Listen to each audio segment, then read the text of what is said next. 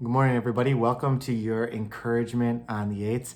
Today's, of course, the day after Easter, and man, we had an incredible Easter service yesterday. I mean, I was so encouraged by it and just so challenged by it, too. I mean, I couldn't help but leave that service and think about how, even though we're in quarantine, even though we're spread out all over the place, all over the world, people who are connecting with us and celebrating with us on Easter, we can still be one church and we can still have one purpose and one heart of helping people find their way back to God. And that's exactly what happened on Easter Sunday. So I just couldn't even start this without celebrating that.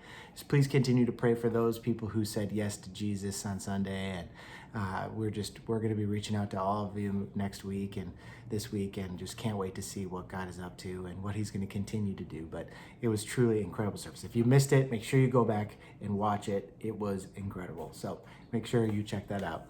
But today we're talking about a passage in John chapter 17. It's the first 5 verses. And I think it really answers this question of what is God like? What is God like? And the way it answers that question might be in a way that surprised you. It's in verse 3. It says, "Now this is eternal life, that they know you, the only true God, and Jesus Christ, whom you have sent."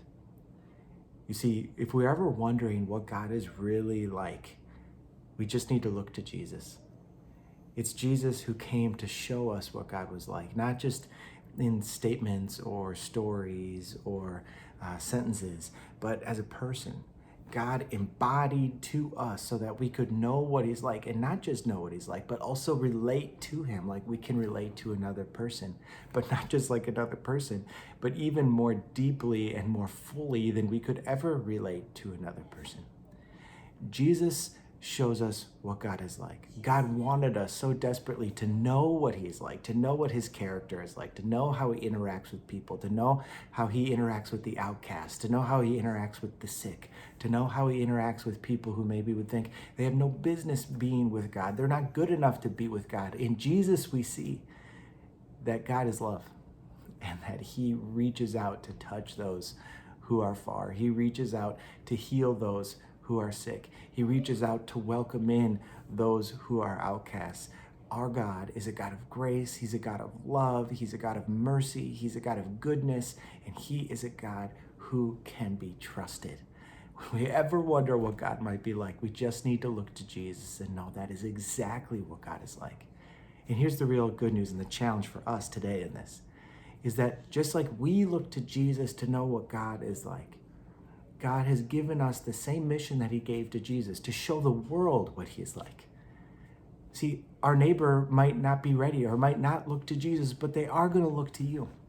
And you and I, we have an amazing opportunity to show the world what God is like by living like Jesus, by showing the world what salvation looks like in a person. It's not just, hey, I've got my fire insurance for eternity, right? Like we talked about on Sunday.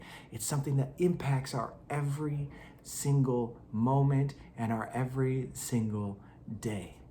It's that Zoe life that Jesus fully embodied that we can see in him, the God life, the full life that we are now called to live, that we now get to live through Jesus.